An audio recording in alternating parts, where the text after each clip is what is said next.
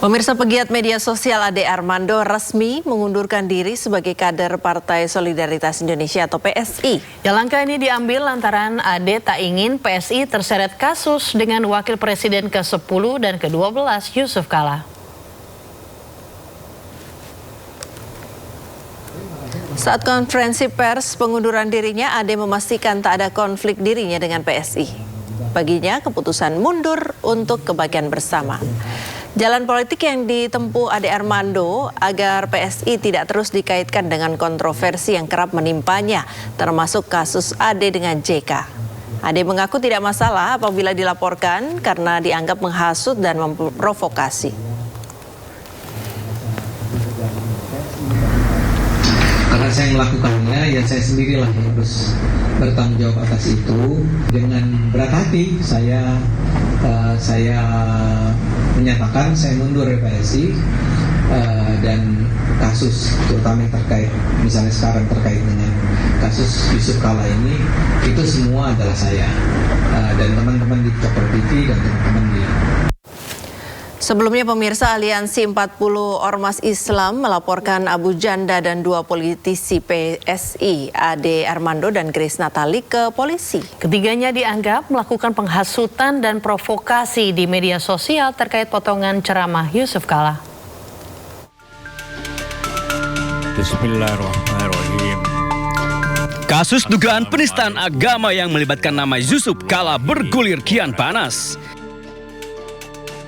Setelah Gerakan Angkatan Muda Kristen Indonesia melaporkan JK ke polisi, kini giliran Aliansi 40 Ormas Islam melaporkan sejumlah nama.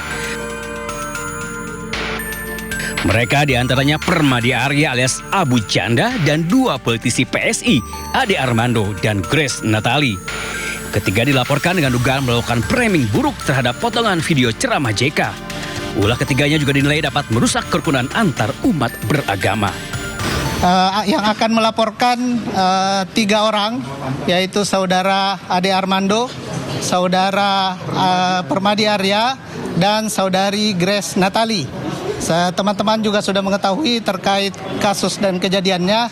Yang pasti kami menganggap bahwa apa yang mereka sampaikan dalam video ataupun podcast yang mereka lakukan, kami anggap mereka telah memframing, melakukan upaya-upaya yang kemudian itu memenuhi unsur tindak pidana. Kami anggap perbuatan Ade Armando dan kawan-kawan telah mengancam kerukunan umat beragama di Indonesia.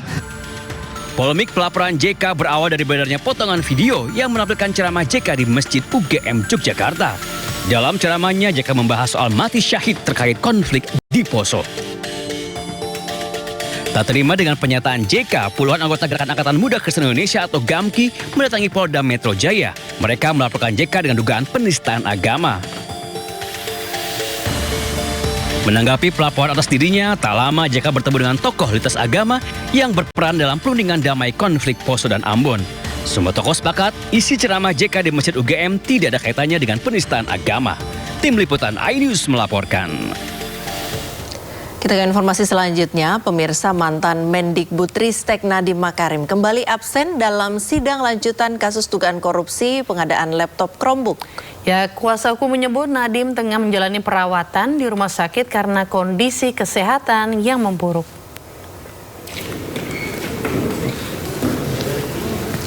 Nadiem Makarim sedianya dijadwalkan hadir dalam persidangan di Pengadilan Tipikor Jakarta. Namun kuasa hukum Nadiem, Zaid Musyafi, mengkonfirmasi kliennya tidak dapat hadir karena kondisi fisik yang sangat lemah.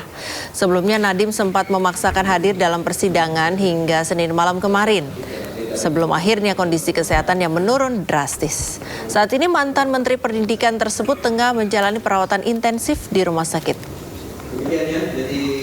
Di bagian peternis belakang gitu. Nah, tentu itu harus ditanyakan langsung ke yang bersangkutan. Makanya bahasa JPU tadi menurut subjektifnya terdakwa atau Pak Nadiem, tadi saya langsung nemui Pak Nadiem juga, Bapak ngerasanya gimana? Kita nggak boleh memaksakan kondisi Pak Nadiem, dan Pak Nadiem menyatakan, Bang, saya sakit gitu ya sudah nanti kita sampaikan untuk diajukan permohonan penundaan. Tapi dari JPU kan tadi sudah minta juga surat keterangan dokter dan akhirnya kita menyepakati untuk menghadiri sidang ini dengan mengajukan penundaan. Mudah-mudahan besok lebih membaik dan Pak Nadiem bisa hadir untuk agenda sidang selanjutnya tentunya. Dan harapan kita yang terakhir adalah agar Pak Nadiem bisa dilakukan operasi segera.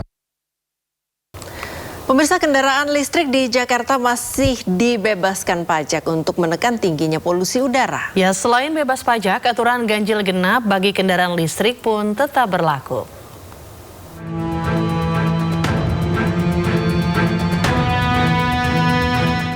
Pembebasan pajak kendaraan listrik merupakan upaya Pemprov DKI Jakarta untuk menekan polusi udara agar masyarakat beralih menggunakan kendaraan listrik. Kebijakan ini mengacu pada aturan dari pemerintah pusat. Sebelumnya, kebijakan perihal mobil listrik telah diizinkan oleh pemerintah pusat, namun mengalami revisi sehingga dilakukan penyesuaian oleh Pemprov DKI.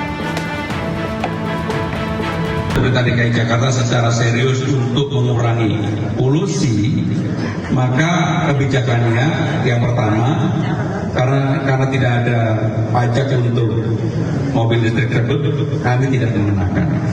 Yang kedua, untuk ganjil genap, karena kami menganggap bahwa ini sebagai bagian untuk menurunkan kampanye polusi dan juga green energy di Jakarta, maka kami menindaklanjuti itu. Sehingga dengan demikian ini diteruskan bahwa ganjil genap tetap diadakan. Walaupun bebas pajak, aturan ganjil genap bagi kendaraan listrik tetap berlaku. Kasus viral lagi, pemirsa, dugaan pelecehan yang dilakukan Kiai terhadap puluhan santriwati di Pati terus bergulir. Ya, pihak kepolisian sudah menetapkan pelaku sebagai tersangka sejak 28 April kemarin. Namun hingga saat ini pelaku belum masih ditahan.